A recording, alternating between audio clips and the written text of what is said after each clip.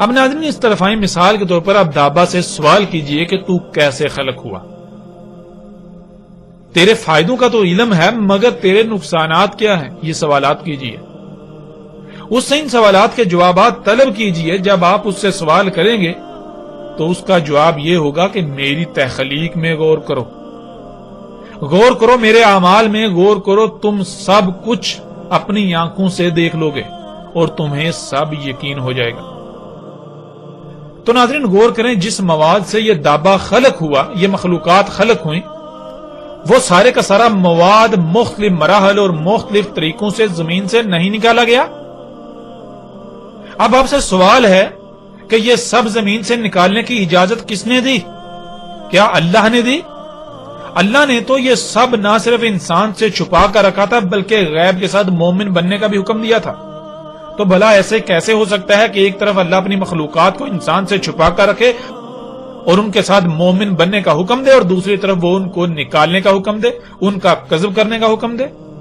ان کو ان کے مقامات سے ہٹانے کا حکم دے، فساد کرنے کا حکم دے؟ ایسا کیسے ہو سکتا ہے؟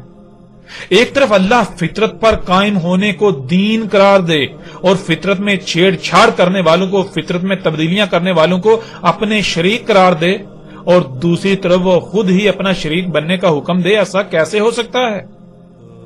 ناظرین اللہ سبحانہ و تعالیٰ نے تو بار بار یہ بات واضح کی، اس نے زمین و آسمانوں میں میزان یعنی توازن قائم کیا، ان میں خسارہ نہ کرو ورنہ ہلاکتوں کا شکار ہو جاؤ گے۔ اور اگر انسان دابا کی خلق کے لیے زمین کو پھاڑتا ہے، اس میں سے زمین کا خون نکالتا ہے، اس کے علاوہ طرح طرح کا مواد نکالتا ہے، تو کیا زمین کا توازن برقرار رہے گا؟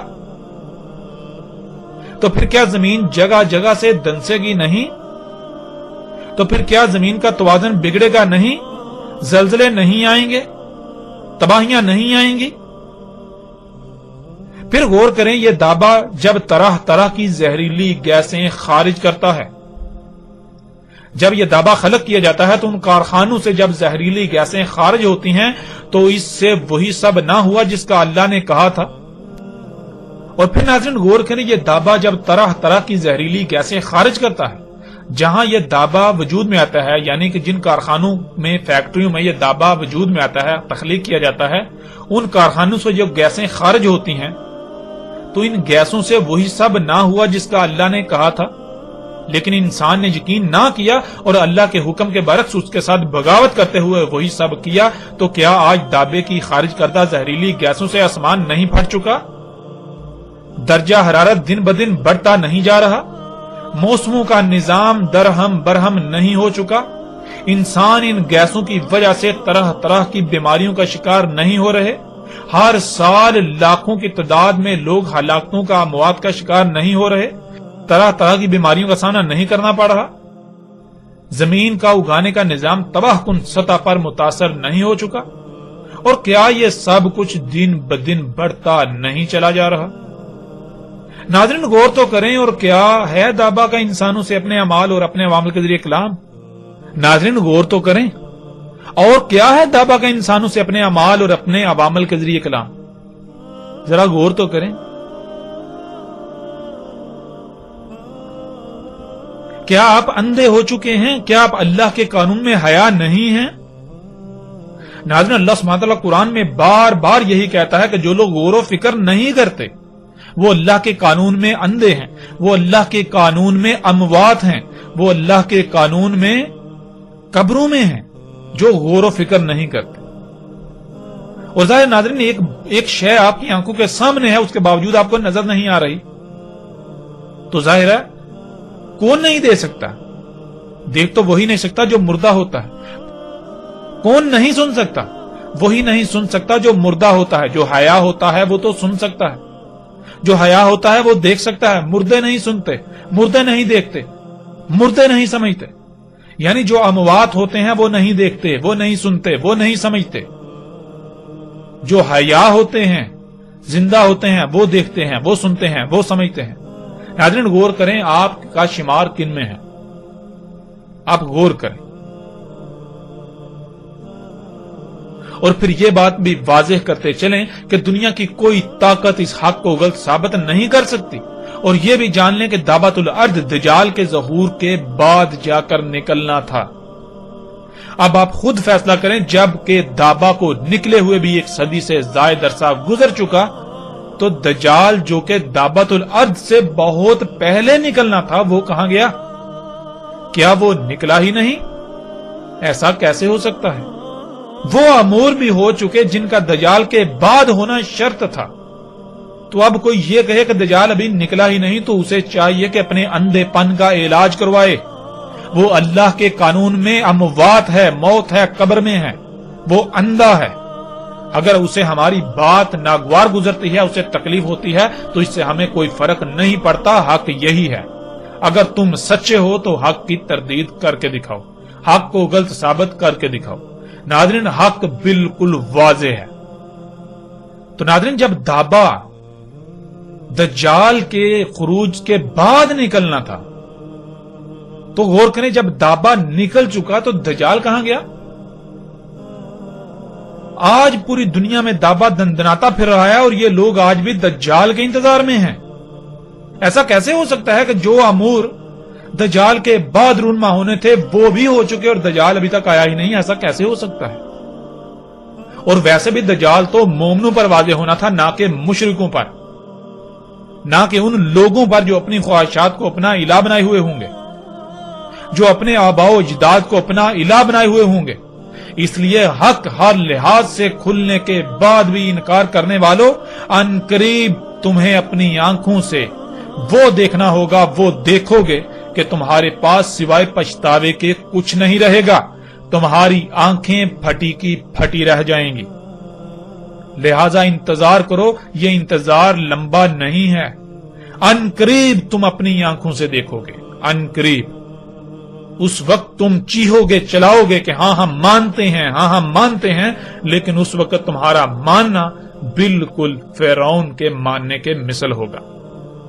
وہ تمہیں کچھ نفع نہ دے گا۔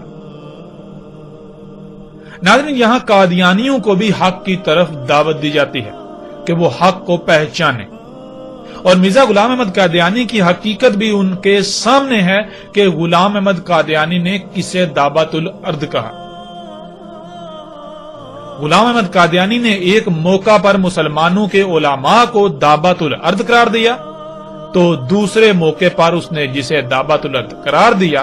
اس حوالے سے اس کے الفاظ جو ہیں وہ ہم آپ کے سامنے رکھتے ہیں۔ ناظرین، اس وقت سکرین پر آپ کو جو ویب سائٹ نظر آ رہی ہے، یہ ویب سائٹ ان کی ہے جنہیں عام طور پر قادیانی، احمدی یا مرزائی کہا جاتا ہے، لیکن وہ لوگ خود کو جماعت احمدیہ کا نام دیتے ہیں، اور وہ مرزا غلام احمد قادیانی کو مسیح موعود یعنی وہی مسیح قرار دیتے ہیں جس کے بھیجے جانے کا اللہ کی طرف سے وعدہ تھا، جیسا کہ عام طور پر عیسیٰ علیہ السلام کی دوبارہ آمد کا عقیدہ پایا جاتا ہے۔ یعنی قادیانی کہیں یا احمدی، ان کے نزدیک مہدی ہو، عیسیٰ ہو، مثل عیسیٰ ہو، وہ غلام احمد قادیانی تھا۔ اور ناظرین، یہ بھی ذہن میں رہے کہ یہ ویب سائٹ جماعت احمدیہ کی سرکاری رسمی یعنی آفیشیل ویب سائٹ ہے۔ ایسا نہیں ہے کہ یہ ویب سائٹ ان کے کسی فرد نے بنائی یا ان کے کسی چاہنے والے نے بنائی یا ویب سائٹ ان سے منسوب کی جا رہی ہے، نہیں، بلکہ یہ جماعت احمدیہ کی سرکاری ویب سائٹ ہے جس پر دعوت الارض کے بارے میں غلام احمد قادیانی نے جو کہا وہ جس طرح مذکور ہے ہم آپ کے سامنے رکھتے ہیں۔ دعوت الارض سے مراد مسلمان مذہبی علماء اور دجال سے مراد عیسائی مناد ہیں، یعنی کہ غلام احمد قادیانی نے کہا کہ دعوت الارض سے مراد مسلمان مذہبی علماء ہیں، اور دجال کون ہے؟ دجال عیسائیوں کے جو علماء ہیں وہ ہیں عیسائی مناد۔ اور جیسے ہی آپ اسی ویب سائٹ پر اس صفحے پر نیچے آئیں تو دیکھیں نیچے دعوت الارض کے بارے میں اسی ویب سائٹ کے اوپر کیا درج ہے۔ اوپر موضوع لکھا ہوا ہے دعوت الارض اور نیچے لکھا ہوا ہے دعوت الارض یعنی زمین کے کیڑے کے بارے میں حضرت صلی اللہ علیہ وآلہ وسلم کی پیش گوئی کے جو معنی اس کی سچائی کو ثابت کر سکتے تھے، حضرت مسیح موعود نے وہی معنی کیے ہیں، یعنی غلام احمد قادیانی نے وہی معنی کیے ہیں۔ چنانچہ آپ نے جہاں اس کے تعبیری معنی یہ کیے ہیں اس سے مراد زمینی علوم سے آراستہ مگر آسمانی روح سے آری انسان مراد ہیں، وہاں اس کے ظاہری معنوں کے لحاظ سے زمین کا ایک کیڑا مراد ہے جو طاعون کی شکل میں ظاہر ہوا۔ چنانچہ آپ کے پیش فرمودہ دونوں معنوں کی تفصیل ملاحظہ فرماتے ہیں۔ آگے اب ناظرین آپ دیکھ سکتے ہیں کہ مرزا غلام احمد قادیانی کے اپنے الفاظ آ جاتے ہیں۔ مرزا غلام احمد قادیانی لکھتا ہے، دابت الارض سے مراد کوئی لا یعقل جانور نہیں بلکہ بقول حضرت علی رضی اللہ تعالیٰ عنہ آدمی کا نام ہی دابت الارض ہے۔ نوٹ، آثار القیامہ میں لکھا ہے کہ حضرت علی کرم اللہ وجہہ سے پوچھا گیا کہ لوگ گمان کرتے ہیں کہ دابت الارض آپ ہی ہیں، اور آپ نے جواب دیا کہ دابت الارض میں سے تو کچھ 4 پایوں اور کچھ پرندوں کی بھی مشابہت ہوگی، مجھ میں وہ کہاں ہے؟ اور یہ بھی لکھا ہے کہ دابت الارض اسم جنس ہے جس سے ایک طائفہ مراد ہے منہ، اور اس جگہ لفظ دابت الارض سے ایک ایسا طائفہ انسانوں کا مراد ہے جو آسمانی روح اپنے اندر نہیں رکھتے لیکن زمینی علوم و فنون کے ذریعے سے منکرین اسلام کو لاجواب کرتے ہیں اور اپنے علم کلام اور طریقے مناظرہ تائید دین کی راہ میں خرچ کر کے بجان و دل خدمت شریعت غرا بجا لاتے ہیں۔ سو وہ چونکہ در حقیقت زمینی ہیں آسمانی نہیں، اور آسمانی روح کامل طور پر اپنے اندر نہیں رکھتے اس لیے دابت الارض کہلاتے ہیں، اور چونکہ کامل تزکیہ نہیں رکھتے اور نہ کامل وفاداری اس لیے چہرہ ان کا انسانوں کا ہے مگر بعض اعضاء ان کے بعض دوسرے حیوانات سے مشابہ ہے۔ ناظرین آپ یہاں تک دیکھ سکتے ہیں کہ یہاں بالکل واضح الفاظ میں غلام احمد قادیانی جو مسلمانوں کے مذہبی علماء ہیں ان کو دابت الارض کہہ رہا ہے۔ پھر آگے کیا لکھتا ہے؟ آگے یہ لکھتا ہے، اسی طرف اللہ جل شانہ اشارہ فرماتا ہے، یعنی جب ایسے دن آئیں گے جو کفار پر عذاب نازل ہو اور ان کا وقت مقرر قریب آ جائے گا تو ہم ایک گروہ دابت الارض کا زمین سے نکالیں گے، وہ گروہ متکلمین کا ہوگا جو اسلام کی حمایت میں تمام ادیان باطلہ پر حملہ کرے گا، یعنی وہ علماء ظاہر ہوں گے جن کو علم کلام اور فلسفہ میں ید طولی ہوگا، وہ جا بجا اسلام کی حمایت میں کھڑے ہو جائیں گے اور اسلام کی سچائیوں کو استدلالی طور پر مشارق و مغارب میں پھیلائیں گے، اور اس جگہ اخرجنا کا لفظ اس وجہ سے اختیار کیا کہ آخری زمانہ میں ان کا خروج ہوگا نا حدوث یعنی تخمی طور پر یا کم مقدار کے طور پر، تو پہلے ہی سے تھوڑے بہت ہر یک زمانہ میں وہ پائے جائیں گے لیکن آخری زمانہ میں بکثرت اور نیز اپنے کمال لائق کے ساتھ پیدا ہوں گے اور حمایت اسلام میں جا بجا واعظین کے منصب پر کھڑے ہو جائیں گے اور شمار میں بہت بڑھ جائیں گے۔ اور آگے ناظرین اس کا حوالہ بھی لکھا ہوا ہے، ازالہ اوہام روحانی خزائن جلد نمبر 3 صفحہ 369 اور 370۔ دعوت الارض کے دوسرے معنوں کی تفصیل بیان کرتے ہوئے حضرت مسیح موعود یعنی کہ مرزا غلام احمد قادیانی نے فرمایا، بالآخر میں ایک اور رویا لکھتا ہوں جو طاعون کی نسبت مجھے ہوئی، اور وہ یہ کہ میں نے ایک جانور دیکھا جس کا قد ہاتھی کے قد کے برابر تھا مگر منہ آدمی کے منہ سے ملتا تھا، اور بعض اعضاء دوسرے جانوروں سے مشابہ تھے، اور میں نے دیکھا کہ وہ یوں ہی قدرت کے ہاتھ سے پیدا ہو گیا، اور میں ایک ایسی جگہ پر بیٹھا ہوں جہاں چاروں طرف بن ہیں جن میں بیل، گدے، گھوڑے، کتے، سور، بھیڑیے، اونٹ وغیرہ ایک قسم کے موجود ہیں، اور میرے دل میں ڈالا گیا ہے کہ یہ سب انسان ہے جو بد عملوں سے ان صورتوں میں ہیں، اور پھر میں نے دیکھا کہ وہ ہاتھی کی زحامت کا جانور جو مختلف شکلوں کا مجموعہ ہے جو محض قدرت سے زمین میں پیدا ہو گیا ہے وہ میرے پاس آ بیٹھا، اور کتب کی طرف اس کا منہ ہے، خاموش صورت ہے، آنکھوں میں بہت حیا ہے، اور بار بار چند منٹ کے بعد ان بنوں میں سے کسی بن کی طرف دوڑتا ہے، اور جب بن میں داخل ہوتا ہے تو اس کے داخل ہونے کے ساتھ ہی شور قیامت اٹھتا ہے اور ان جانوروں کو کھانا شروع کرتا ہے، اور ہڈیوں کے چابنے کی آواز آتی ہے تب وہ فراغت کر کے پھر میرے پاس آ بیٹھتا ہے اور شاید 10 منٹ کے قریب بیٹھا رہتا ہے اور پھر دوسرے بن کی طرف جاتا ہے اور وہی صورت پیش آتی ہے جو پہلے پیش آئی تھی اور پھر میرے پاس آ بیٹھتا ہے۔ آنکھیں اس کی بہت لمبی ہیں اور میں اس کو ہر ایک دفعہ جو میرے پاس آتا ہے خوب نظر لگا کر دیکھتا ہوں اور وہ اپنے چہرے کے انداز سے مجھے یہ بتلاتا ہے کہ میرا اس میں کیا قصور ہے۔ میں معمور ہوں اور نہایت شریف اور پرہیزگار جانور معلوم ہوتا ہے اور کچھ اپنی طرف سے نہیں کرتا بلکہ وہی کرتا ہے جو اس کو حکم ہوتا ہے۔ تب میرے دل میں ڈالا گیا کہ یہی طاعون ہے اور یہی وہ دابۃ الارض ہے جس کی نسبت قرآن شریف میں وعدہ تھا کہ آخری زمانے میں ہم اس کو نکالیں گے اور وہ لوگوں کو اس لیے کاٹے گا کہ وہ ہمارے نشانوں پر ایمان نہیں لاتے تھے، جیسا کہ اللہ تعالیٰ فرماتا ہے۔ پھر آگے وہی آیت ہے، اور جب مسیح موعود کے بھیجنے سے خدا کی حجت ان پر پوری ہو جائے گی تو ہم زمین میں سے ایک جانور نکال کھڑا کریں گے، وہ لوگوں کو کاٹے گا اور زخمی کرے گا، اس لیے کہ لوگ خدا کی نشانوں پر ایمان نہیں لائے تھے۔ اور پھر آگے فرمایا ہے ترجمہ،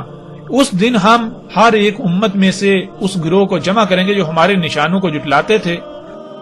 اور ان کو ہم جدا جدا جماعتیں بنا دیں گے، یہاں تک کہ جب وہ عدالت میں حاضر کیے جائیں گے تو خدا عز و جل ان کو کہے گا کہ کیا تم نے میرے نشانوں کی بغیر تحقیق کے تکذیب کی؟ یہ تم نے کیا کیا؟ اور ان پر بوجہ ان کے ظالم ہونے کے حجت پوری ہو جائے گی اور وہ بول نہ سکیں گے۔ اب خلاصہ کلام یہ ہے کہ یہی دابۃ الارض ہے جو ان آیات میں مذکور ہے، جس کا مسیح موعود کے زمانہ میں ظاہر ہونا ابتدا سے مقرر ہے۔ یہی وہ مختلف صورتوں کا جانور ہے جو مجھے عالم کشف نظر آیا اور دل میں ڈالا گیا کہ یہ طاعون کا کیڑا ہے، اور خدا تعالیٰ نے اس کا نام دابۃ الارض رکھا کیونکہ زمین کے کیڑوں میں سے ہی یہ بیماری پیدا ہوتی ہے، اسی لیے پہلے چوہوں پر اس کا اثر ہوتا ہے اور مختلف صورتوں میں ظاہر ہوتی ہے، اور جیسا کہ انسان کو ایسا ہی ہر ایک جانور کو یہ بیماری ہو سکتی ہے، اسی لیے کشفی عالم میں اس کی مختلف شکلیں نظر آئیں اور اس بیان پر کہ دابۃ الارض در حقیقت مادہ طاعون کا نام ہے جس سے طاعون پیدا ہوتی ہے، مفصلہ ذیل قرائن اور دلائل ہیں۔ اول یہ کہ دابۃ الارض کے ساتھ عذاب کا ذکر ہے، جیسا کہ اللہ تعالیٰ فرماتا ہے، یعنی جب ان پر آسمانی نشانوں اور عقلی دلائل کے ساتھ حجت پوری ہو جائے گی تب دابۃ الارض زمین سے نکالا جائے گا۔ اب ظاہر ہے کہ دابۃ الارض عذاب کے موقع پر زمین سے نکالا جائے گا، نہ یہ کہ یوں ہی بیہودہ طور پر ظاہر ہوگا جس کا نہ کچھ نفع نہ نقصان۔ اور اگر کہو کہ طاعون تو ایک مرض ہے، مگر دابۃ الارض لغوی معنوں کی روح سے ایک کیڑا ہونا چاہیے جو زمین میں سے نکلے، اس کا جواب یہ ہے کہ حال کی تحقیقات سے یہی ثابت ہوا ہے کہ طاعون کو پیدا کرنے والا وہی ایک کیڑا ہے جو زمین میں سے نکلتا ہے، بلکہ ٹیکا لگانے کے لیے وہی کیڑے جمع کیے جاتے ہیں اور ان کا عرق نکالا جاتا ہے، اور خود بین سے ثابت ہوتا ہے کہ ان کی شکل یوں ہے، یعنی باشکل دو نقطہ، گویا آسمان پر بھی نشان کسوف و حسوف دو کے رنگ میں ظاہر ہوا اور ایسا ہی زمین میں۔ آگے نمبر 2، دوسرا کرینہ یہ ہے کہ قرآن شریف کے بعض مقامات بعض کی تفسیر ہیں، اور ہم دیکھتے ہیں کہ قرآن شریف میں جہاں کہیں یہ لفظ مرکب آیا ہے اس سے مراد کیڑا لیا گیا ہے، مثلاً یہ آیت فلما قضینا، یعنی ہم نے سلیمان پر جب موت کا حکم جاری کیا تو جنات کو کسی نے ان کے مرنے کا پتہ نہ دیا مگر گن کے کیڑے نے کہ جو سلیمان کے عصا کو کھاتا تھا۔ اب دیکھو اس جگہ بھی ایک کیڑے کا نام دابۃ الارض رکھا گیا، بس اس سے زیادہ دابۃ الارض کے اصلی معنوں کی دریافت کے لیے اور کیا شہادت ہوگی کہ خود قرآن شریف نے اپنے دوسرے مقام میں دابۃ الارض کے معنی کیڑا کیا ہے، سو قرآن کے برخلاف اس کے معنی کرنا بھی تحریف اور الہاد اور دجل ہے۔ نمبر 3، تیسرا کرینہ یہ ہے کہ آیت میں صریح معلوم ہوتا ہے کہ خدا کے نشانوں کی تکذیب کے وقت میں کوئی امام الوقت موجود ہونا چاہیے، کیونکہ واقع القول علیہم کا فکرہ یہی ہے کہ اتمام حجت کے بعد یہ عذاب ہو، اور یہ تو متفق علیہ عقیدہ ہے کہ خروج دابۃ الارض آخری زمانہ میں ہوگا جبکہ مسیح موعود ظاہر ہوگا تاکہ خدا کی حجت دنیا پر پوری کرے۔ بس ایک مصنف کو یہ بات جلد تر سمجھ آ سکتی ہے کہ جب ایک شخص موجود ہے جو مسیح موعود ہونے کا دعویٰ کرتا ہے اور آسمان اور زمین میں بہت سے نشان اس کے ظاہر ہو چکے ہیں، تو اب بلا شبہ دابۃ الارض یہی طاعون ہے جس کا مسیح کے زمانہ میں ظاہر ہونا ضروری تھا۔ اور چونکہ یاجوج ماجوج موجود ہے اور من کل حدم ینسلون کی پیشین گوئی تمام دنیا میں پوری ہو رہی ہے اور دجالی فتنے بھی انتہا تک پہنچ گئے ہیں اور پیش گوئی یترکن الکلاس فلا یسی علیہا بھی بخوبی ظاہر ہو چکی ہے اور شراب اور زنا اور جھوٹ کی بھی کثرت ہو گئی ہے اور مسلمانوں میں یہودیت کی فطرت بھی جوش مار رہی ہے، تو صرف ایک بات باقی تھی جو دابت الارض زمین سے نکلے، سو وہ بھی نکل آیا۔ اس بات پر جگرنا جہالت ہے کہ حدیث سے معلوم ہوتا ہے کہ فلاں جگہ پھٹے گی اور دابت الارض وہاں سے سر نکالے گا، پھر تمام دنیا میں چکر مارے گا، کیونکہ اکثر پیش گوئیوں پر استعارات کا رنگ غالب ہوتا ہے۔ جب ایک بات کی حقیقت کھل جائے تو ایسے اوہام باطلہ کے ساتھ حقیقت کو چھوڑنا کمال جہالت ہے۔ اسی عادت سے بدبخت یہودی قبول حق سے محروم رہ گئے۔ ناظرین، آپ نے اپنی آنکھوں سے دیکھ لیا اور اپنے کانوں سے سن لیا کہ غلام احمد قادیانی نے دابت الارض کسے کہا۔ غلام احمد قادیانی نے نہ صرف دابت الارض مسلمانوں کے مذہبی علماء کو کہا، بلکہ دابت الارض کہا اس نے کہ ایک کیڑا ہے جس کی وجہ سے طاعون پیدا ہوتا ہے، اور وہ اس نے کہا کہ وہ اس کی زندگی میں ہو چکا، یعنی وہ بھی اس کی زندگی میں نکل چکا۔ اور پھر وہ یہی کہہ رہا ہے کہ جب دابت الارض نکل چکا تو پھر ظاہر ہے مسیح موعود وہی ہے، یعنی کہ اس کے مسیح موعود ہونے کی یہ نشانی ہے۔ اب ناظرین، غلام احمد قادیانی کا یہ دعویٰ بالکل واضح ہے کہ اس کے الفاظ میں یہ بات بالکل واضح موجود ہے کہ اگر کوئی یہ ثابت کر دے کہ جسے وہ دابت الارض کہہ رہا ہے وہ دابت الارض نہیں ہے، تو پھر بلا شک و شبہ غلام احمد قادیانی بھی مسیح موعود نہیں ہو سکتا، وہ مہدی، وہ نبی، وہ رسول نہیں ہو سکتا، وہ پھر اپنے دعوے میں جھوٹا ہے، کذاب ہے۔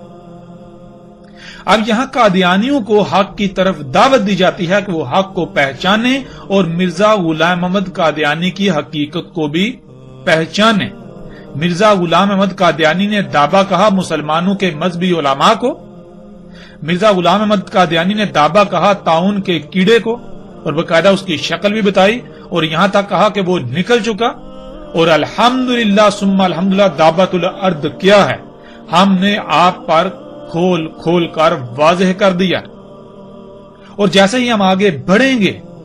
تو محمد علیہ السلام کے الفاظ کی روشنی میں بھی دابت الارض کی اس طرح کھل کر وضاحت ہوگی کہ دنیا کی کوئی طاقت اس کا رد نہیں کر سکتی، اسے غلط ثابت نہیں کر سکتی۔ اب قادیانیوں کو ہم چیلنج کرتے ہیں کہ غلام احمد قادیانی اس بنیاد پر، اس نقطے پر بھی بالکل کذاب ثابت ہو چکا، غلام احمد قادیانی جھوٹا ثابت ہو چکا۔ اب اگر قادیانی جو کہ خود کو احمدی کہتے ہیں، اگر وہ سچے ہیں اپنے دعوے میں، اگر وہ حق پر ہیں، تو انہیں ہمارے دعوے کو غلط ثابت کرنا ہوگا۔ ہم نے بالکل واضح کر دیا کہ دابت الارض کیا ہے، اور ہم نے غلام احمد قادیانی کو بالکل ایک نمبر کا جھوٹا ثابت کر دیا۔ اس کے باوجود اگر قادیانی یہ سمجھتے ہیں، وہ یہ کہتے ہیں کہ نہیں غلام احمد قادیانی سچا تھا، وہ مسیح موعود تھا، وہ کہتے ہیں کہ ہم حق پر ہیں،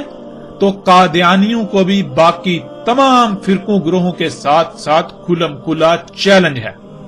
ہم نے یہ بالکل واضح دو ٹوک ہر لحاظ سے کھول کھول کر ثابت کر دیا کہ قادیانی احمدی بالکل باطل، بے بنیاد، اور غلام احمد قادیانی جھوٹا کذاب تھا۔ یہ ثابت ہو چکا،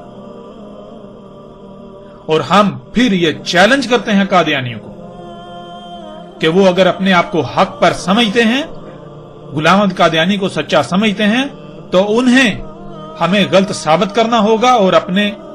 رسول کو سچا ثابت کرنا ہوگا، غلام احمد قادیانی کو سچا ثابت کرنا ہوگا۔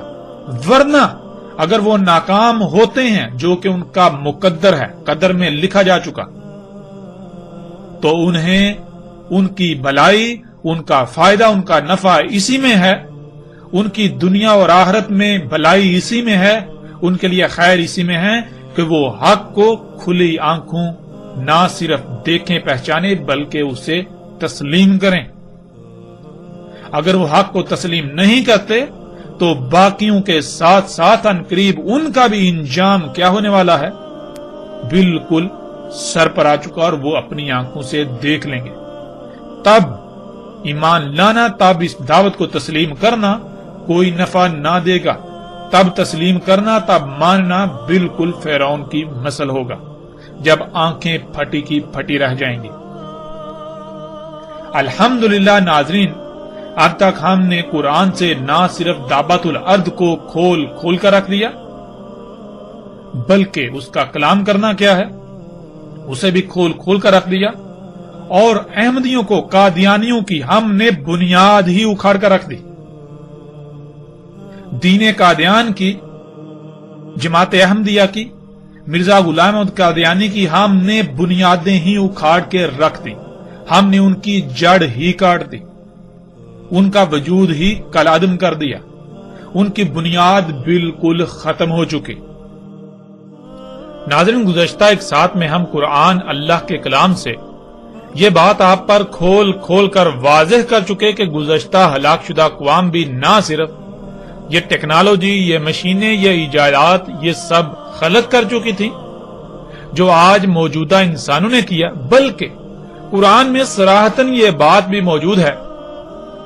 کہ موجودہ قوم یعنی زمین پر آباد موجودہ انسان ان قوموں کے 10% کو بھی نہیں پہنچ سکتے، یعنی وہ قومیں ان سب میں 90% بڑھ کر تھیں۔ ناظرین، جب ایسا ہے تو ظاہر ہے ان قوموں میں بھی اس دابہ کا یعنی دابۃ الارض کا نکلنا ناگزیر تھا، یعنی ان میں بھی یہ دابہ ضرور نکلنا چاہیے تھا جو کہ نکلا ہوگا۔ تو اس کا جواب بالکل واضح ہے کہ بالکل ان قوموں میں بھی دابۃ الارض نکلا تھا، جس کا ذکر اللہ سبحانہ وتعالی نے قرآن میں صراحت کے ساتھ کر دیا، جیسا کہ آپ سکرین پر آیات کو دیکھ رہے ہیں۔ ناظرین، سکرین پر آپ کو سورہ فصلت آیت 25 اور سورہ الاحقاف کی آیت نمبر 18 نظر آ رہی ہے۔ ان دونوں آیات میں اللہ سبحانہ وتعالی نے کہا کہ پہلی امم پر بھی قول حق ہو چکا، یعنی وہ قومیں جو ہلاک ہوئیں، قوم نوح، قوم عاد، قوم سمود، قوم لوط، قوم شعیب یعنی جنہیں اصحاب مدین بھی کہا جاتا ہے، اور آل فرعون، ان پر قول حق ہو چکا، یعنی ان پر بھی قول واقع ہو چکا۔ ناظرین، ایک ہے قول کا واقع ہونا اور ایک ہے قول کا حق ہونا۔ یہ جان لیں کہ قول کا حق ہونا قول کے واقع ہونے کے بعد اختتام پذیر ہونے کو یعنی اختتام پذیر ہو جانے کو کہتے ہیں، یعنی کہ ماضی کا قصہ بن جانا۔ قول کا واقع ہو کر ماضی کا قصہ بن جانا اسے کہتے ہیں قول کا حق ہونا، یا ایسا طے شدہ ہو جانا۔ یعنی جب کہا جائے گا کہ قول حق ہو چکا تو اس کا مطلب کہ ویسا ہو چکا، اور جب کہا جائے گا کہ قول واقع تو اس کا مطلب کہ ہونا ہے یا ہوگا، یعنی حق ہونا واقع ہونے کے بعد آتا ہے۔ اب یہ جان لیں کہ جب اللہ نے قدر میں کر دیا کہ جب قول واقع ہوگا تب دابۃ الارض نکلے گا، یعنی تب دابۃ الارض کا نکلنا طے ہے، یہ اللہ نے قانون بنا دیا، قدر میں کر دیا۔ تو پھر یہ کیسے ممکن ہے کہ آج قول واقع ہو تو دابہ نکلے اور ماضی میں پہلی امتوں پر قول واقع ہو تو دابہ نہ نکلے؟ ایسا ممکن ہی نہیں۔ گزشتہ ہلاک شدہ اقوام میں بھی دابۃ الارض نکل چکا، اور آپ دنگ رہ جائیں گے کہ آج جب آپ آل فرعون کے آثار کو دیکھیں تو وہاں پتھروں کی دیواروں پر اسی دابۃ الارض کی تصاویر نقش ہیں جنہیں آپ اپنی سکرین پر دیکھ رہے ہیں۔ ناظرین، ان تصاویر نے تحقیقات کرنے والوں کو چونکا کے رکھ دیا کہ ایسا کیسے ہو سکتا ہے، یعنی موجودہ انسانوں کا تو کہنا یہ ہے جی آج موجودہ انسان ہی ہیں جنہوں نے اتنی ترقی کی، پہلے تو انسان پتھر کے دور میں رہتا تھا، تو پہلی بار آج انسان اس اسٹیج پر پہنچے۔ تو وہ جب انہوں نے یہ تصاویر دیکھی، یہ ڈسکور ہوئی، دریافت ہوئی، تو وہ دنگ رہ گئے کہ ایسا کیسے ہو سکتا ہے کہ ایک شے جس کا پہلے وجود ہی نہیں اور اس کا تصور تک بھی کیا جا سکتا ہے، ایسا کیسے ہو سکتا ہے؟ یہ تصاویر کیسے بنا لی گئیں؟ کیا یہ صرف امیجنیشنز ہیں، یعنی خیالاتی تصوراتی جو ہے یہ تصاویر ہیں؟ تو ایسا تو ممکن ہی نہیں۔ اب یہ لوگ ایسا تو نہیں کہتے کہ پہلی قومیں ہماری ہی طرح جدید ترقی یافتہ تھیں، یعنی ان ساری چیزوں میں بہت بڑھ کر تھیں، مگر یہ لوگ انکار بھی نہیں کر سکتے۔ گزشتہ اقوام کے آثار اس بات کی کھول کھول کر گواہی دیتے ہیں، وہ چیخ چیخ کر یہ بتاتے ہیں کہ موجودہ انسان آج جس مقام پر کھڑا ہے یہ گزشتہ ہلاک شدہ اقوام کے مقابلے میں کچھ بھی نہیں۔ گزشتہ ہلاک شدہ اقوام بہت بڑھ کر تھیں، اور اللہ سبحانہ و تعالیٰ نے اس کا قرآن میں بار بار ذکر کیا، بار بار ذکر کیا۔ اب ناظرین، ہم آئندہ ایک ساتھ میں دعوت الارض کے موضوع پر بات کریں گے محمد رسول اللہ علیہ السلام کے الفاظ کی روشنی میں کہ محمد رسول اللہ علیہ السلام نے دعوت الارض کے بارے میں کیا رہنمائی کی تھی۔